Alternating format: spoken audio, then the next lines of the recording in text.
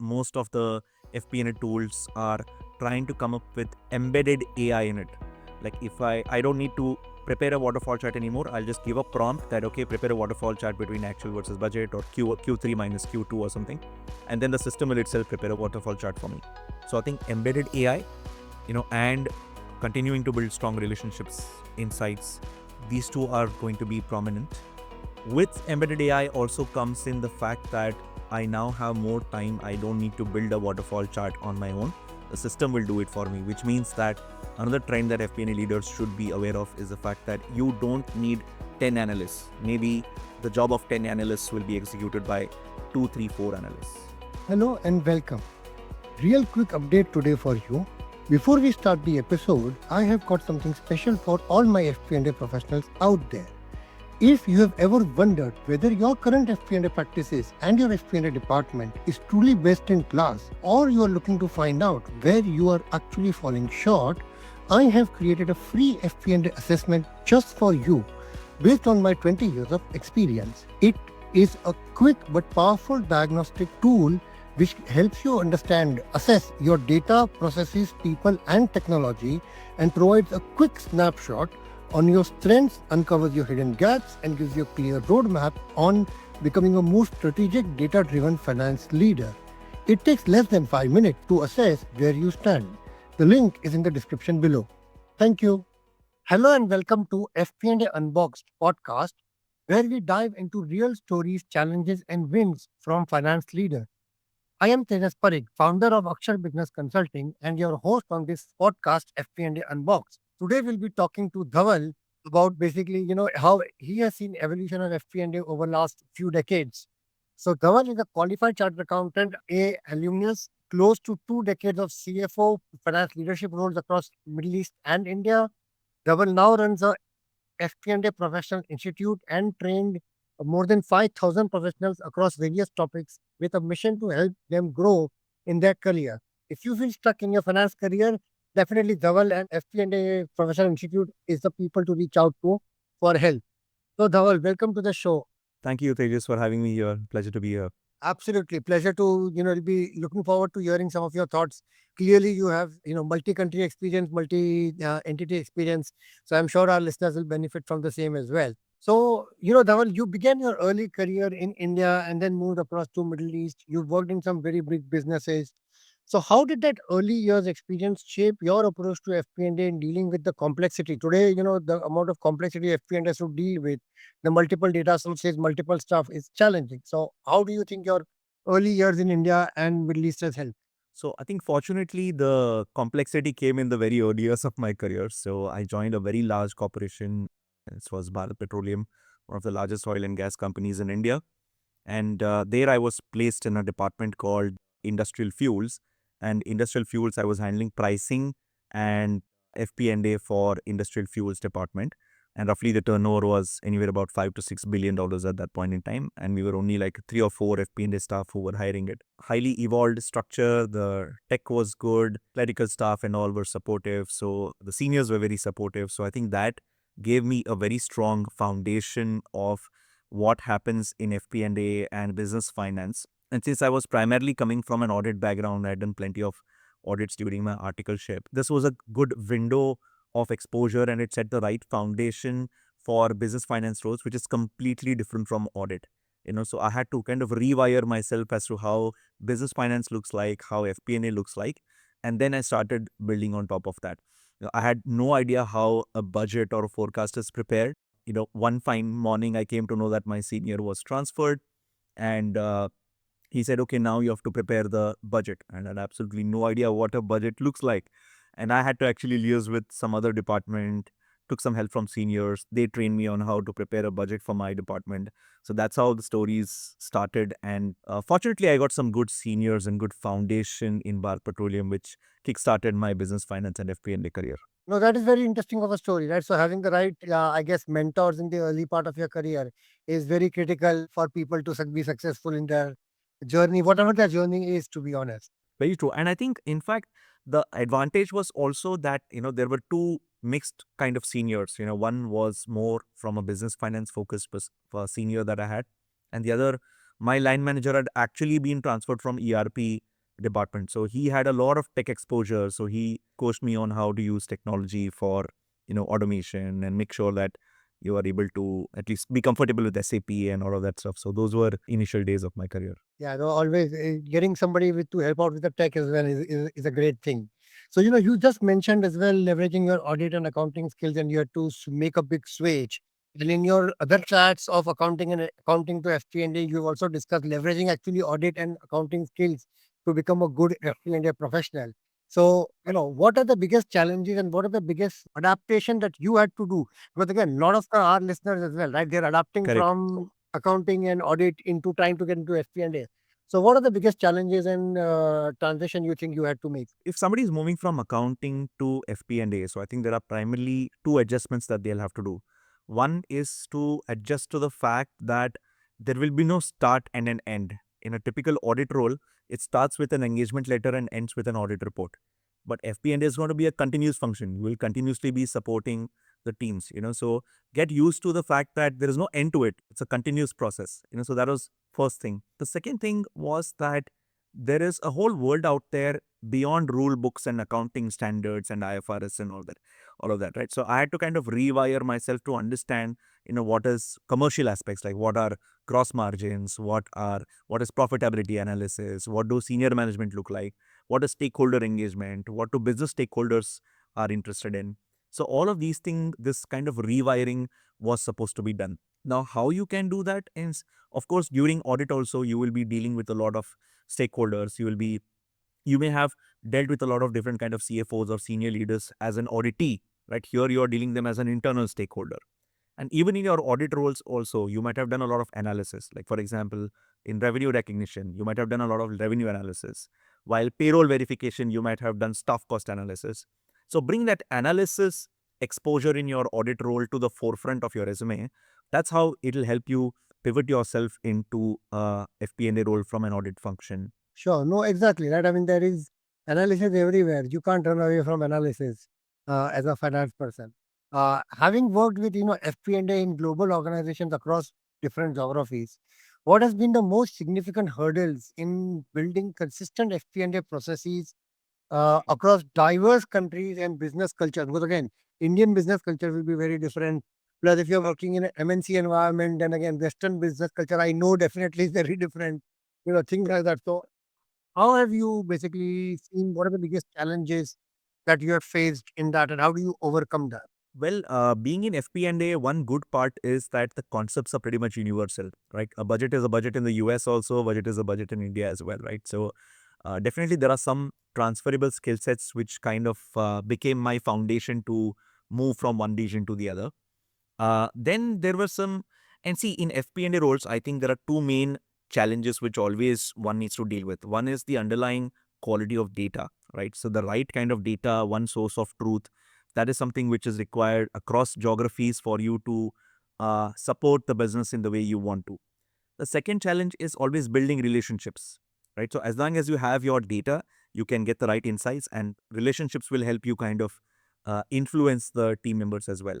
So when I moved from India to the Middle East, the biggest change was that I'm now interacting with people from 30 different countries, all from different backgrounds, ethical backgrounds, cultural backgrounds, different upbringing, right? So I had to kind of start from scratch to understand what are their expectations, what are their cultural nuances, and then start forging that relationship. And I think one of the biggest lessons I learned was that give before you ask is the number one rule to build any relationship. So I tried to understand their requirements, what are they looking at. Some stakeholders were very detail oriented, so I sent them detailed reports. Some stakeholders said that no, just send me the summary in the email inbox, I don't have the time to go through the Excel sheet. So I just sent them the summary.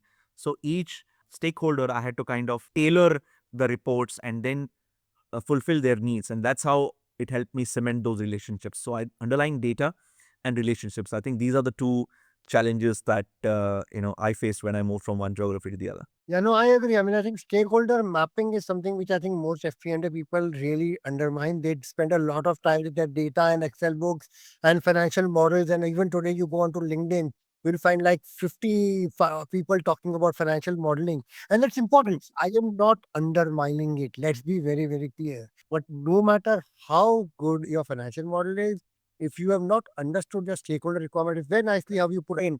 Some of them want very much detail, and the Yes, others are like, give me 30,000 feet. If I want more detail, I'll ask you. Otherwise, correct, don't correct. complicate it. Right? And you need to understand that. You need to cater to that for you to be actually be successful in that activity. So definitely. I think the best way to kind of deal with that kind of a situation is to reverse engineer your reports. What is the stakeholder looking for? Let's give them that rather than we creating 30 different reports and just bombarding them with different information and they're not looking at that report. There's no point in that. So it's better to reverse engineer the reports and then, start supporting them in what they are looking for. Yeah. So the way I always describe this to people, right, is begin with the end in mind. Understand what is the end requirement for that stakeholder or that group.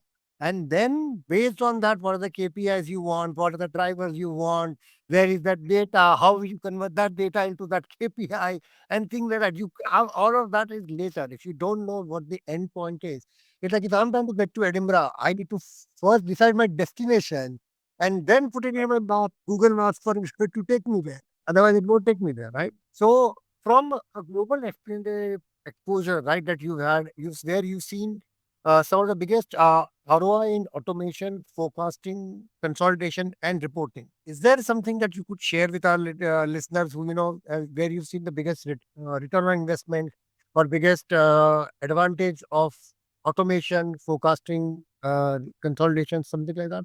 My approach to automation has been very simple. The start with eliminating the repetitive task. We don't want our team to spend every month on the same report. They need to spend 2 days, 3 days, right? So any repetitive element that we see in our role, right? First automate that one, right? It should appear with a click of a button or with a simple refresh, right? So that has been the first thing. I think the maximum return has been in activities where there is a lot of repetitive work. The second instance that I recollect was in Bharat Petroleum, where we wanted to prepare a territory-wise profitability. And territory-wise profitability, there were some challenges to kind of get the BI customized to it because basically it was difficult to do some common cost allocation, which was sitting in the headquarter to these respective territories. So that process was every time manual. So up to a certain extent, the territory profit used to come to us. Then we used to sit and manually allocate stuff. So then my team, we worked with the ERP team to kind of get that BI allocation process automated. So that saved us a lot of time in getting the right kind of territory profitabilities. These are two or three instances that I recollect where. So when you Uh, say that it saved you a lot of time, right? Can you quantify like how many, like what, 1 hour a day, 2 days a month? Sure. I think, and a good point that you brought this out. I think uh, for territory profitability, we used to spend anywhere between 1 to 1.5 day a month. And that was because we had 16 territories and complex businesses. So all of them used to come from SAP. So of course, there was a BI layer in the SAP that gave us to a report to a certain extent. But my assistant manager and one clerical staff, both of them put together, they used to spend at least 1 to 1.5 day for that, you know, which after the BI report was developed, the territory profitability report was developed, was actually reduced to like, less than an hour. So that's how the return on investment came out. Yeah. So now you can imagine that three. So you're basically saying on record that 3 days of work, two people 1.5 days, three man year, right? Absolutely, which they then spent more on analysis or coming up with the reasons for it, right? So if you're spending too much time on preparing the report, when are you going to get time to analyze it? Because the business team wants reports as of yesterday, right? So you will never get it. You will never get that time to analyze. Oh, exactly, right? Exactly. And that is it. That is the use case we keep talking to our customers as well as Correct. Akshar Business Consulting, right? When we do Power BI work, they're like, they always ask us the question, what is my ROI? I'm like, mate, you've got free resources. Now, whether you fire them or you get them to do something more productive is your Absolutely. call, right? Absolutely. How am I going to tell you what you do with that resource? But yeah, I mean, that's the point. You can actually discover insights which you wouldn't have otherwise discovered, Right. but you Right. haven't had the time to look for them. Right. Reality. One other angle to automation that most finance leaders might easily end up ignoring is the fact that when you are growing, you might not need that extra headcount. if your automation is actually set. You might think that, okay, if I'm growing from a $500 million to, let's say, a $700 million company, I need a couple of more analysts to do that. But you might not actually need them. You might actually need probably half an analyst more or one analyst more at best, right? So that automation will actually have manifold impact in the long run when you are actually scaling up. I am so happy you said that. I literally had another guest. I was recording a couple of days back, and he said exactly this. He like your finance team doesn't need to grow with the business team. So Exactly. the business team can keep growing many folds, and finance Correct. team can actually be a lag in that headcount growth in a good positive way in Yes, terms of yes. cost It'll grow management. in But boxes. It'll not be a linear growth. It'll grow in boxes, yeah, in phases rather than like one-to-one linear growth, like how a business team is growing. exactly, and that is if you invest in the right technology structure and right operation and right data structures and things like that, then you can actually achieve those savings in the long run, which you will never, which you will not understand otherwise. Like otherwise you will get dragged because you've got say 1,000 people in the business, then you need I don't know 100 people in finance to be able to support them. Whereas you can have 50 people in finance to support 1,000 people just because you've got the right infrastructure in place. So yeah, it makes a big difference, doesn't it? So throughout your career, right, you use narrative and insights in FP&A to drive alignment and influencing decision making at executive level. So can you talk us a little bit through that one of how does the narrative and insights drive the decision making in the executive level? When it comes to narrative and insights, right? What one needs to keep in mind is that the quantity of insights or the number of bullet points or the number of graphs that you put on your dashboard, it will not determine how effective business partner you are, right? It's in fact, it works the other way around. Like you understand your stakeholder. For those who need detailed charts, you give them detailed charts. For those who need bullet points, you give them bullet points, right? And as long as you are able to truly support the decision making, right, that serves the purpose of finance. The purpose of finance is not to produce 10 charts or 10 dashboards and then send it to different stakeholders. And you don't know whether they're actually looking at that chart or dashboard or not, right? So it's in fact, as long as you are keeping an eye on whether the stakeholder is actually using those reports and you can influence their decisions, whether it is profitability or pricing or margins or resourcing or capex allocation, whatever the case in question might be, uh, as long as you're able to influence that decision, then you're doing your job. So work backwards with influence in mind, and then build your dashboards. I think that has worked very well for me. Yeah, I mean, I've always found less is more. True. I have this funda. I always tell people I don't want 20 visuals on one dashboard. I am a very simple mind. I can't understand it. And I respectfully don't think many people can. It Correct. looks fancy. All Yes. these, again, dashboards on LinkedIn, which you can see, people show what they've built. I'm like, Yeah. "Arey, who understands this, man? When you show this in front Definitely. of somebody." No, the analysts kind of get a high out of this, right? So if I'm able to do some fantastic analysis, beautiful analysis, charts, dashboards, the analyst mind in me actually gets a high out of this. But is it truly serving the business purpose? That is something which Mayor, you can do your analysis for your own purpose. You can keep as many details as possible. But when it's translated to a communication which goes to a business unit head or a CEO, less is more, like you mentioned. Yeah, exactly. And this is where again, I think a lot of people in finance or FP&A also sometimes struggle because they want to walk the end user. So your executive or your senior management, they want to walk them through the whole path that they have walked. That's not their job. That is your job. You need to walk those paths in the wilderness, get lost, come back, do all of that. But once they've figured out the answer, your job is to only help them understand the answer and interpret the answer and drive decision making out of it. It's not your job to make them walk that jungle that you just come out of. Correct. Otherwise, why are you in that They're not role? interested in the how. They are not interested in the how. They are not interested in the what. They are interested in, okay, what next? What do I need to do? And some of them will ask you the how.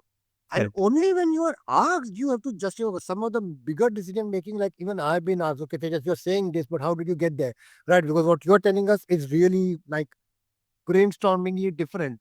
So now, before we make a big decision, tell us, make sure that the analysis stands Right. up. And that Right. point in At time, you that point, we walked can bring in. in the details. Yeah, Correct. but Correct. not every day, man. I mean, that's not advisable. So, as a co-founder at FP&A Professional Institute, right, and the mentor to thousands, what are the most critical capabilities you believe FP&A leaders need today? Critical capabilities. While there are plenty, but I would like to emphasize on two things. So one is that, and this came out of our own survey that we had done with more than 100 CFOs, right? And two things that the CFOs are looking for in their FP&A professionals. One is business acumen, how they can correlate the numbers with the business and the drivers, right? The second one was ability to build strong cross-functional relationships. In fact, the survey also mentioned that 61% of the CFOs felt that their teams are not equipped enough to build strong cross-functional relationships. 61% of the CFOs. And so that highlights the fact that it's not about the formula or the pivot table or a Tableau or a Power BI or what technical knowledge you have. As long as you're able to translate that into insights, build relationships and support the business, that is what CFOs are looking for. So work on that first. Tools and technicals will follow. Yeah. So it is surprising you never said Excel or financial modeling or index match or X lookup or anything like that, Yeah, right? It's yeah. So surprising. all of them Nobody were said. not there not even there in the survey. It all Yeah. started with business acumen, relationship building, right? Ability to correlate numbers, analysis. So that is what was always top ranking in the 3, 4 top numbers that came out of the survey. Yeah, surprising. None of the chartered institutes, and I'm not naming anybody. I think all chartered institutes across the world, for that matter, right? CPA institutes in the US or in the UK or in India, respectfully. Uh, Yeah, None of them talk about relationship building. None of them talk about influencing. true, And you true. need to start thinking in this direction a little bit more because, yes, AI, even nowadays, even AI can learn your IFRS. Okay. Correct, What it correct, down to is relationship building, which is what correct, you need to correct. start thinking about. I think relationships is pretty much experiential in nature, right? I mean, they have to do it and then figure out. So that is where I think it differentiates from an academic course. But articleship, right? You're going through your articleship Yes, period. that You is went where through your one needs to articleship. leverage. Yes, that is where people need to leverage. I completely used articleship to my advantage to build relationships. The CFO relationships I had made during my articleship, till today they are all connected with me. I can message them whenever I go to Pune. I meet them, I talk to them, and these were relationships which were built 20 years ago in my articleship. Okay, And so that is it, right? That is important. And again, you have learned to maintain them. You have learned to keep yes, in touch. All of those yes, things. Nobody tells you that as you're growing up correct, in finance, correct, right? And somebody has got to actually say it out loud. That guys, keep in touch. Don't bang yes, doors, right? Even if you leave a job, be nice, be humble. absolutely, absolutely, very rightly said. So you've written like 40 plus articles on career guidance for finance professionals and things like that. So what is the story behind becoming such a formidable mentor? It all started with one LinkedIn post where I just posted on LinkedIn saying that, hey, I'm available on Saturday from 2 p.m. to 4 p.m. If you have any questions around your career, then please feel free to book a call with me. And this was like back in 2018, 2019, and I got so many calls. I got so many calls, right? Within 1 year, I must have done like more than 800, 900 calls in that between the period of 2019 to let's say 2020, 2021. I must have done 800, 900 calls. And then thankfully, all the calls went very well. Whatever people got the guidance and they implemented it, and it all started from there. And then from these calls, I started getting cues as to what people are actually looking for, and the most classic question or a problem was to how do I move from an audit and accounting role to a finance or an FP&A kind of a role. This was a very common question that almost came up in every call. So then I started figuring out that, okay, I think there must be a need for this. So I put out a Udemy course it's called FP&A Foundations. It's still very popular. More than 5,000 people have taken that course. I just put out that course as a test. Let's see where this takes us. And it got overwhelming response. That kind of solidified our intent. And then later on, Asad came into the picture. I partnered with him. And then finally, we established FP&A Professional Institute at the start of 2024. So that was your market research then, is it? Dude? Yes, it was kind of a market research. At that time, we had no intention in mind. I had no idea in mind that I would actually go ahead and establish an academy of my own at some point in time. I mean, I was always entrepreneurial. That was always brewing sometime in the background, but I had no idea as to what I would be doing.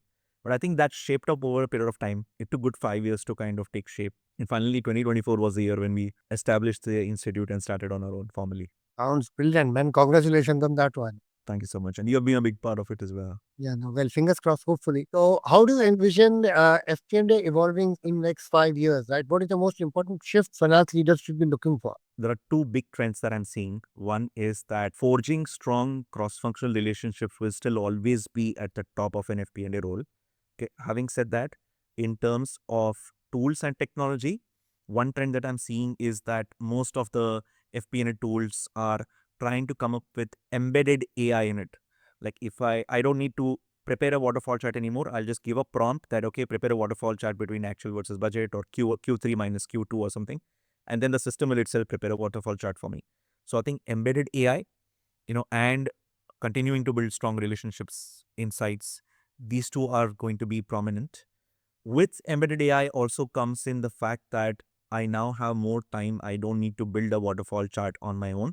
The system will do it for me, which means that another trend that FP&A leaders should be aware of is the fact that you don't need 10 analysts. Maybe the job of 10 analysts will be executed by 2, 3, 4 analysts. So 50% reduction in headcount or limitation in headcount is what my bold prediction would be at this point in time. But then again, do you think that AI will actually reduce the number of heads you need, or will it actually change the skills the heads need to have? And secondly, I think question to understand, right?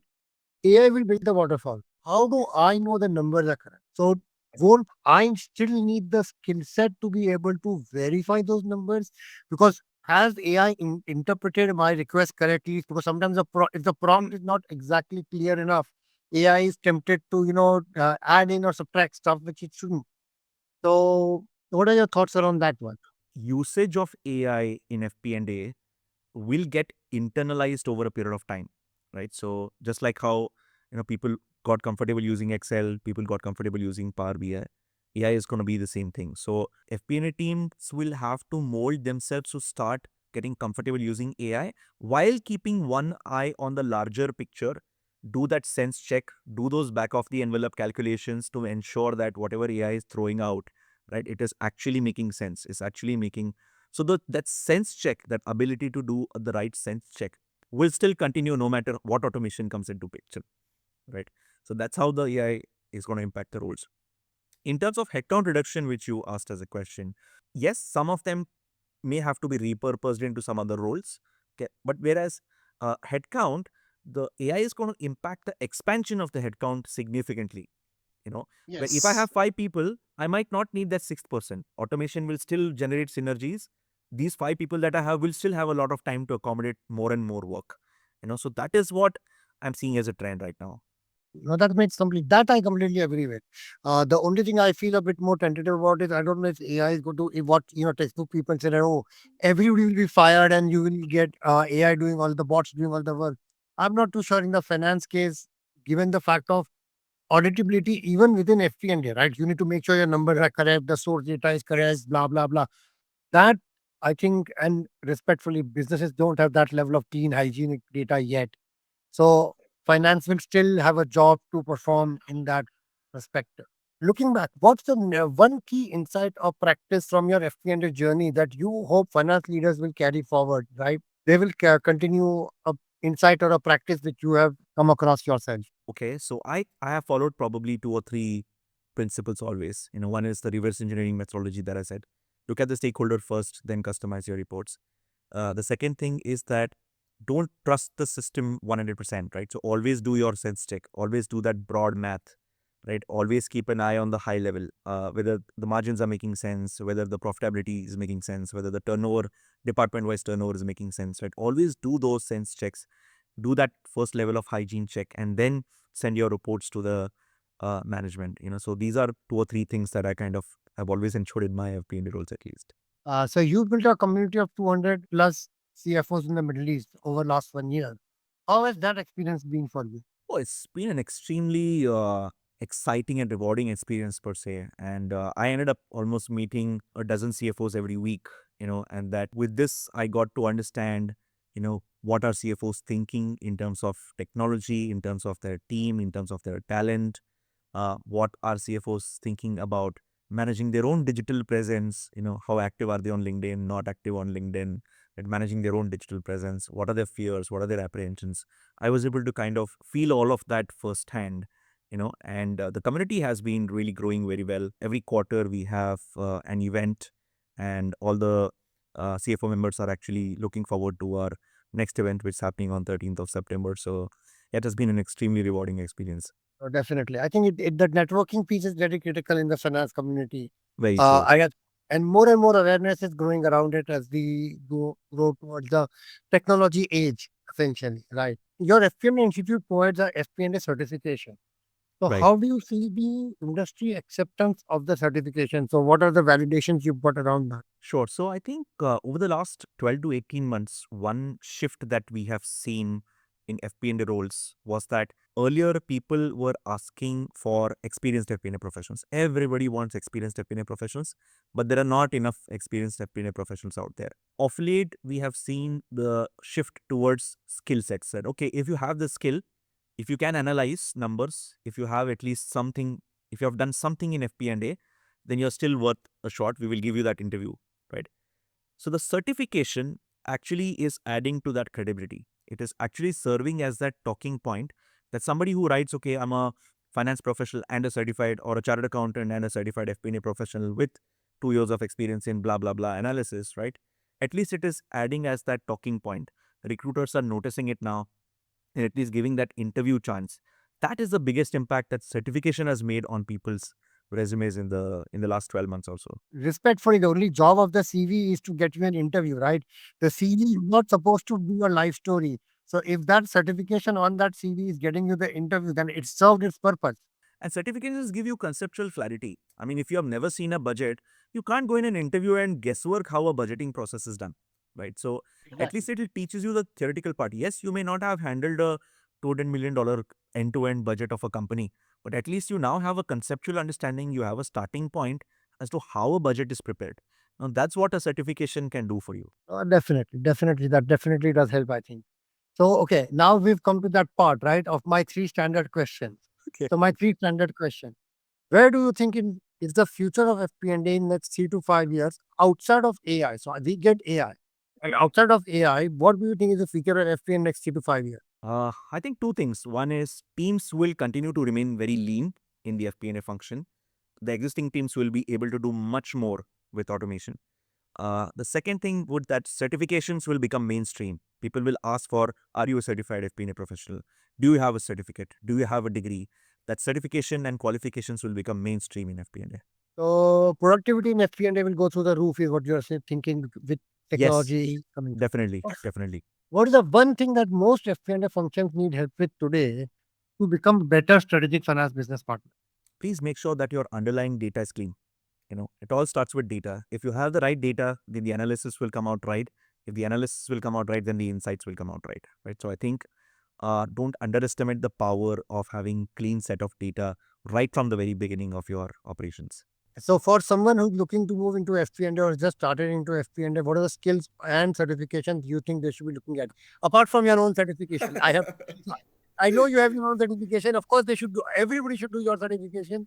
But apart that, what is the skill or certification that you think they should have? True. I think one skill would be, of course, analytical skills, right? Understand the correlation between different numbers. Okay, so if what's happening? Horizontal analysis, vertical analysis, correlation with the revenue, correlation with previous years, observing trends, patterns, right? So I think analysis is something which is definitely a non-negotiable in an FP&A role. The second thing is, again, ability to build relationships, talk to as many people as possible, talk to stakeholders, get involved in cross-functional team members, get comfortable with interacting with cross-functional team members and members outside of the finance function. So these are the two core skill sets.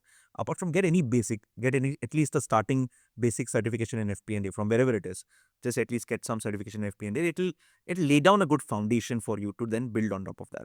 Yes, actually, you've said this point a few times, so now I'm going to ask you one additional question outside my list, right? Of we kept talking about we should talk to other cross functions and things Yeah. like that. What is the biggest thing that people get wrong when they try to talk to other FP&A, other functions outside finance or FP&A? Okay, so I think finance professionals are wired to give financial information, right? So we are giving them, okay, this is how much profit, this is our top 5 performing clients, these are our top not performing clients, right? So we are used to giving information, okay? But in fact, you need to rewire yourself to kind of give them a solution or start talking in terms of solutions. When a business person comes to you, he is not here to listen to a no. And we are very great at this. We'll say, okay, this is not in the budget, this is not in the rule book, this is not in the compliance, this is not in this, not in that. So we are great at saying no, right? I think that's the mental shift that you want. If you are going to build relationships, start with offering solutions. Yes, you need a budget for this X thing. Can we reduce Y and redivert that budget to X? If you are able to talk in terms of solutions, right, that is going to be a game changer for building cross-functional relationships.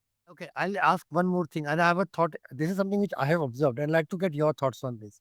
Okay, Hmm. I think finance people have this very bad habit. They think they are a fountain of knowledge. Okay, and I'm a finance person as well. I'm a chartered as well. I've been in industry for 15, 17 years. So please, all my fellow FP&A people don't feel bad. But I think we always feel like we know an answer and we want to go and educate everybody in the business. How about you go and say, I don't know? How about you tell me how this works for you? How about, I think people feel very shy of doing that. Whereas, I don't know, what's always worked for me from a networking perspective of building those cross functional relationship perspective is, mate, I've always gone and said, mate, I come from finance. I know nothing except numbers. So let my numbers knowledge be on the side. Tell me how actually in the operations team, how are you building this unit, for example, for the customer? Or in R&D team, what is the research you are doing? How are you doing this research? How will that help the customer? You know, is a thing. I'm not an engineer, and I'm respectfully, I don't think you are an engineer either. You wouldn't know, right? And I've talked to warehouse managers. Oh my God, even how to organize a warehouse. Okay, we all know slow moving items you put at the back, this you put. But what about the size? What are the dimensionality and things like that? My God, those people know stuff. You and I couldn't manage a warehouse for one day. Okay. Whereas they do a fantastic job. I think crown which we carry around on our head, the invisible crown. I'm a finance person, I'm a chartered, I know everything. I think Yeah, we should put that crown away. yeah. I mean, Go more very chill rightly down. pointed out. In fact, I remember very in the very early days of my career, just because I have cleared chartered accountancy with a good number, right? So I had this uh, super confidence of telling people how to run business, right? So Oh my you know, God, I this will always be keep fun. telling, new FP&A professionals that FP&A means it's not something fancy that you will come and tell the CEO and the CFO how to run their business, right? It's that's not what FP&A is, right? So get to the basics, be develop a little curiosity as to how the department is functioning.